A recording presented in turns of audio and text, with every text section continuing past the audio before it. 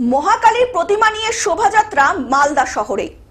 মালদার ঐতিহ্য 10 মাথা কালী তথা মহাকালীর প্রতিমা নিয়ে শোভাযাত্রা মালদা শহরে। ইংরেজবাজার ব্যায়াম সমিতির পরিচালনায় পুরাতন মালদার কাবিলপুর এলাকায় মৃৎশিল্পীর কারখানা থেকে মন্দির পর্যন্ত একটি সুবিশাল সুসজ্জিত শোভাযাত্রার আয়োজন করা হয়। ভূত চতুর্দশীর দিনে আলোতে পুজো করা হয় মহাকালীর। প্রতিমার 10টি মাথা এবং 10টি হাত পা রয়েছে। এই প্রতিমায় নেই শিব ঠাকুর। পরাধীন ভারতে ইংরেজদের বিরুদ্ধে লড়াই করার জন্য শক্তি সঞ্চয়ের জন্য স্বাধীনতা সংগ্রামীরা শুরু করেছিলেন এই মহাকালী পুজো।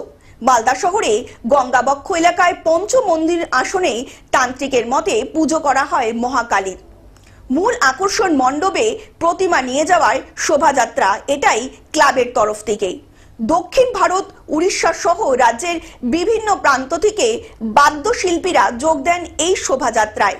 সম্প্রীতির বার্তা দিতে হিন্দু মুসলমান সহ বিভিন্ন ধর্মের মানুষেরাও অংশগ্রহণ করেন এই শোভাযাত্রায়। বিভিন্ন বাদ্যযন্ত্র সহকারে শিল্পীরা নাচ ও গান পরিবেশন করেন শোভাযাত্রায়। এই শোভাযাত্রা ও প্রতিমা দর্শন করতে বহু মানুষ রাস্তার দুধারে ইতিমতো ভিড় জমান। মালদা থেকে অভিষেক দাসের রিপোর্ট, গ্লোব নিউজ। এখন থেকে গ্লোব টিভি দেখুন আপনার স্মার্টফোনেও। গুগল প্লে স্টোর অথবা অ্যাপল স্টোর থেকে ডাউনলোড করুন গ্লোব টিভি লাইভ অ্যাপ। এছাড়া জিও টিভি অ্যাপ থেকে দেখুন গ্লোব টিভি লাইভ।